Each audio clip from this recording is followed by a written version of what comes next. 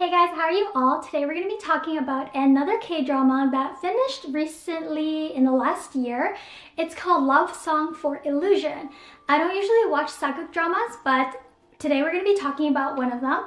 Sageuk is any palace drama or drama that takes place in the Joseon era. So it would be the equivalent of ancient Chinese dramas for C-dramas. Love Song for Illusion follows an assassin girl who had her whole family slaughtered by the usurper general who took over the throne. So her goal and mission in life is to avenge her family and take down the royal family. She meets the crown prince, who is a pretty timid and quiet and stern character. He mainly likes to keep to himself, and he likes to sew clothes as a hobby, which he often gets ridiculed for by his father. As the assassin girl and the crown prince slowly get closer together, she starts to realize there's a sort of secret, darker side to the crown prince that she never realized.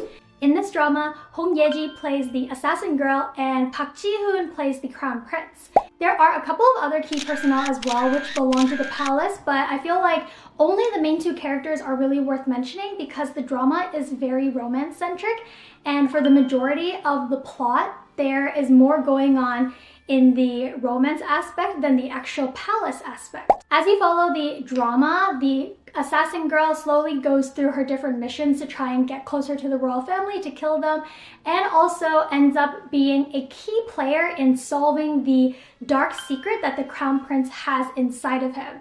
The crown prince has a lot of trauma, and that personal aspect of his character also becomes a dominating factor of this drama. My main issue with this drama is that no one in the palace drama has like any palace etiquette. Everyone just does everything that they want to do, and they're overtly obvious. They make plans and everyone pretends not to see them. They act however they want to act because they're nobles or because they're the main characters and they have plot armor. So none of this like really makes sense to me. The crown prince just goes in and out of the palace whenever he wants to go to his clothing workshop. I don't know why they can't make a clothing workshop for him within his quarters. I guess because the king doesn't approve of it, but I think it's more ridiculous that the prince is constantly sneaking out of the palace every couple of days to work on fabrics and the workshop stuff rather than participating in any of the assembly meetings or the political stuff that's happening in court. As for the antagonist, which is revealed pretty early on, around episode 1, and in most typical K-drama trope fashion, it is the older half-brother of the crown prince, who is of course vying for power and greedy for the throne as well. He is such an obvious baddie character. I feel like he's gone around the palace making so many secret alliances, raising a secret army, and manipulating so many people that it's like obvious to everyone. The king, except for like taking over the throne, you don't really see him do much throughout the drama. I think the story really wanted to highlight the fact that he is a power-hungry, self-centered psychopath. He abused the crown prince when the crown prince was a child, and basically in most of the present day shots, he's either spending his time with women or getting drunk off of like food and wine. So he doesn't really do any kingdom solving issues on a daily basis. I felt like throughout the whole series, the only one that had any semblance of court etiquette was the crown princess. The crown princess is a very straightforward character. She exists for the love triangle so that there can be more tension between the main characters. However, I felt like her character was like pretty shallowly and typically done, and she was the only one that was actually protecting etiquette and pretending to be an actual noble. Everyone else just does and says whatever they want. When the assassin girl is brought into the court, she says and does whatever she wants. She speaks out of turn. There's barely any punishment for it.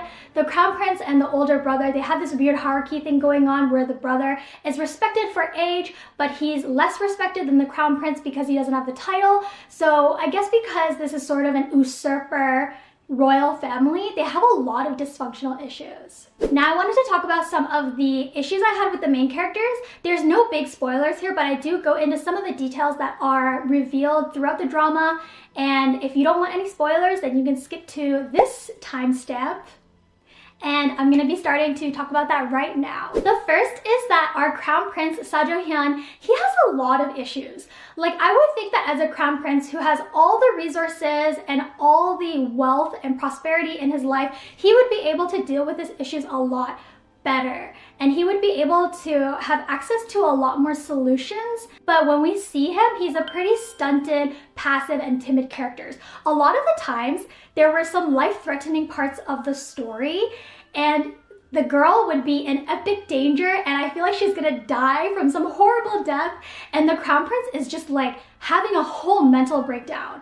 Instead of rushing right in to save the main girl character, he's always just like freaking out, crying on the floor, and he's just really paralyzed due to trauma and fear from the past. So I felt like throughout the entire drama, the female main character was a lot more active than the male character, and I felt like she was a strong pillar to help the main guy character stabilize his character traits. I praised the main female character a little bit, but my issue with her is that she has been trained to be an assassin all her life. She watched her parents get skewered and slaughtered, and everyone in her clan died a fiery death in the backstory flashback. But in the main timeline, just because she realizes that she fell in love with the Crown Prince, she gives up all of her goals and aspirations. Like, girl, you might be the worst girl assassin on the face of the planet.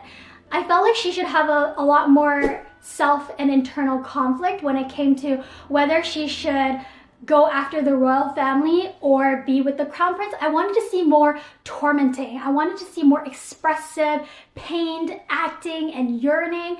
But I felt like most of the time when it was like a sad scene, the actress would play a very emotionless and resigned kind of emotion rather than a tortured, passionate emotion. The premise of the drama is really great. Like, it is really interesting, and I felt like the fantasy and supernatural aspects, the sort of mystery behind the Crown Prince's dark secret, is a really attractive aspect of the show. It's what kept me watching the show when it was a little bit more slow-paced.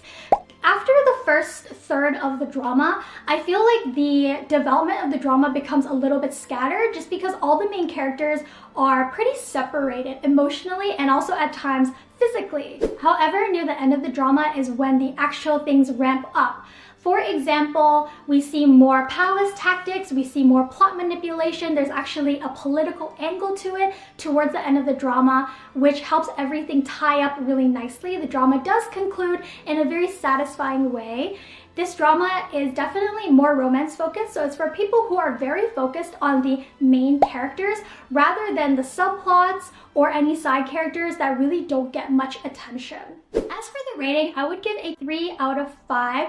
It's pretty average as dramas go, but maybe the supernatural aspect will make the romance aspect a little bit more complicated and a little bit more interesting. I'm trying really hard not to give any spoilers away.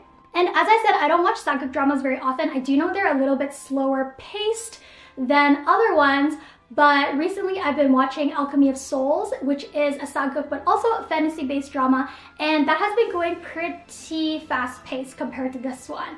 So take this with a grain of salt if you want to give this drama a try. And thank you guys for listening to the whole video. If you made it to the end, don't forget to like and subscribe for more content like this. If you watched the drama, let me know what you thought, and I will talk to you guys in my next one very soon.